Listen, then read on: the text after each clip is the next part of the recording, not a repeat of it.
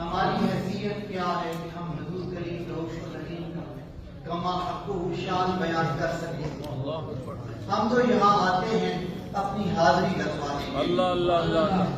ہماری مثال کچھ ایسے ہی ہے کہ جیسے وہ ایک بوڑھی خاتون تھی نا، اٹی لے کے یوسف علیہ السلام کو خریدنے گئی تھی۔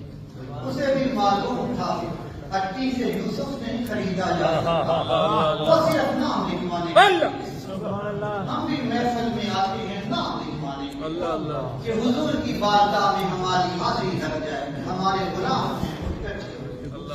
میں نے ایک مختصر آیت مبارکہ آپ کے سامنے تلاوت کرنے کا شرف حاصل کیا ہے۔ ہر کوئی جانتا ہے اللہ رب العزت نے اپنے محبوب کو راضی کرنے کے لیے فرمایا اور میرے محبوب ہم نے تمہارے لیے تمہارا ذکر بلند کیا۔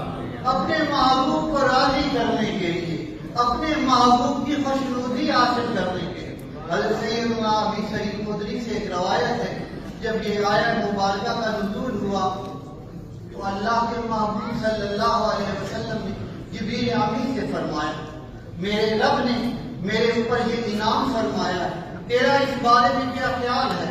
تو انہوں نے عرض کی، یا رسول اللہ یہ تو ایک بہت بڑی فضیلت ہے، اللہ چاہتا ہے جہاں اس کا ذکر ہو وہاں آپ کا بھی، جہاں اللہ کا ذکر ہو وہاں مصطفیٰ کا بھی ذکر، یعنی حضور کا ذکر ہونا اس بات کی دلیل ہے کہ جہاں پہ ذکر مصطفیٰ ہوگا وہیں پہ ذکر خدا۔ اور ہمارا تو یہ سارا اسلام ہے، دیکھو یہاں تو سب بھی حضور علیہ السلام کے چرچے ہیں، ہماری نماز میں حضور کا ذکر ہے۔ کیوں نہیں ذکر؟ کیوں ہم پڑھتے نہیں تشہد میں السلام علیکہ ایھا النبی ورحمۃ اللہ وبرکاتہ، ہمارے کلمے میں حضور کا ذکر ہے، ہماری آذان میں حضور کا ذکر ہے، بلکہ سورہ توحید کہتے ہیں سورہ اخلاص کو، اس کے شروع میں بھی ہے کہ کوئی کہہ دے اپنی بات بھی منہ سے چلے، اتنی ہے گفتگو تیری اللہ کو۔ میرے بھائیوں، حضور کی محبت عین اسلام ہے۔ اللہ کو ماننے والے ہیں جتنے بھی مخالف ہیں، مذاہب بنے ہوئے آج کل، لیکن مسلمان وہی ہے کہ جو محبوب خدا صلی اللہ علیہ وسلم کو، مومن کے لیے یہی شرط ہے کہ حضور کریم ہو۔ آج ہمیں کہتے ہیں حضور کا ذکر بلند کرتے ہیں، بھائی حضور کا ذکر اگر کرنا ہے تم نے تو ایسے کرو جیسے صحابہ نے کیا ہے، قرآن و حدیث کے مطابق کرو، مبالغہ آرائی نہ کرو۔ انہیں کیا معلوم کہ صحابہ کا ایمان کیا تھا، صحابہ حضور سے کیا محبت رکھتے تھے، حضور کے ساتھ ان کا والہانہ تعلق اور عقیدت کیسی تھی۔ جیسے آگے صاحبزادہ صاحب نے حضرت حسان کے اشعار پڑھے، میں ایک اور توجیہ ان اشعار کے بارے میں آپ کے سامنے رکھتا ہوں۔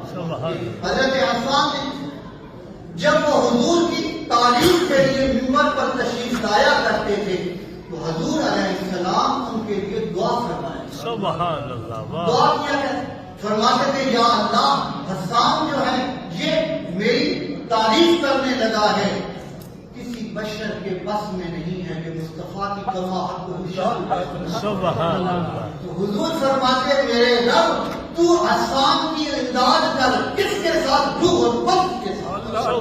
روح القدس کون ہے؟ جبریل امین۔ میں جبریل امین اس کی امداد کریں تاکہ یہ میری شان کماحت کو بیان کرے۔ تو میرے بھائیوں، حسان کیا فرماتے ہیں؟ فرماتے ہیں وہ احسن من قلم